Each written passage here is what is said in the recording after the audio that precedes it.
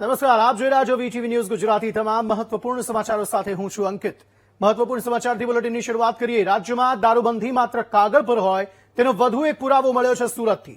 સુરતના ડુમસ વિસ્તારમાં સતત બીજા દિવસે એક દારૂની મહેફિલ ઝડપાઈ છે।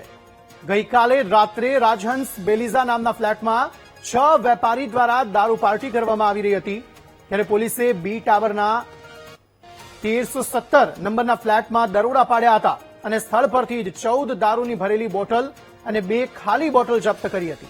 પોલીસે 6 વેપારીની ધરપકડ કરી મેડિકલ તપાસ માટે તેમને સિવિલ ખસેડ્યા હતા।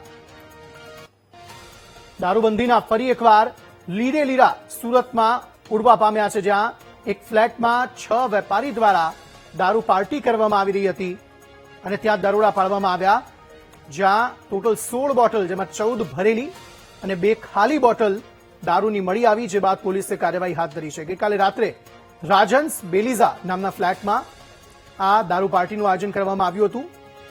બી ટાવરના 1317 નંબરના ફ્લેટમાં પોલીસે દરોડા પાડ્યા હતા અને સ્થળ પરથી 14 દારૂની ભરેલી અને 2 ખાલી બોટલ જપ્ત કરી છે।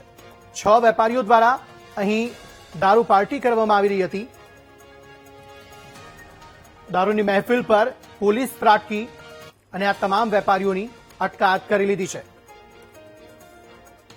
હજી એક દિવસ પહેલા જ ત્યાં એક ફાર્મ હાઉસ પર દરોડો પાડવામાં આવ્યો હતો, જે એક યુવતીની બર્થડે હતી અને તેમાં પણ મોટી સંખ્યામાં યુવક યુવતીઓ પકડાયા હતા। જેની બર્થડે હતી તે યુવતી અને અન્ય યુવકો પણ પકડાયા હતા દારૂ પાર્ટી કરતા।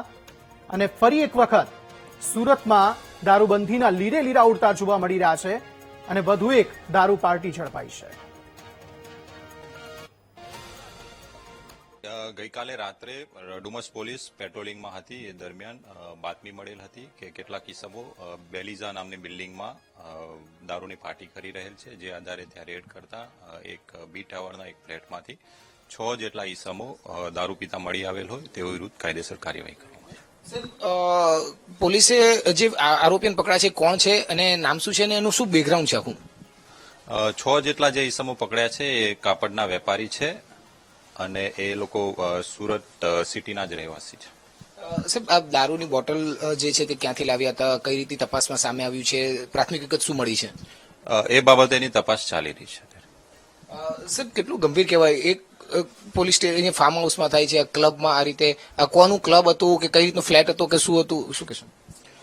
હા, સતત 2 દિવસમાં બીજી રેડ છે અને પરિસ્થિતિની ગંભીરતા સમજીને સતત પોલીસ ચેકિંગ કરી રહેલ છે ગેસ્ટ હાઉસ, ફાર્મ હાઉસમાં, અને એના પરિણામે જ આ દારૂનો કેસ કરવામાં આવેલ છે।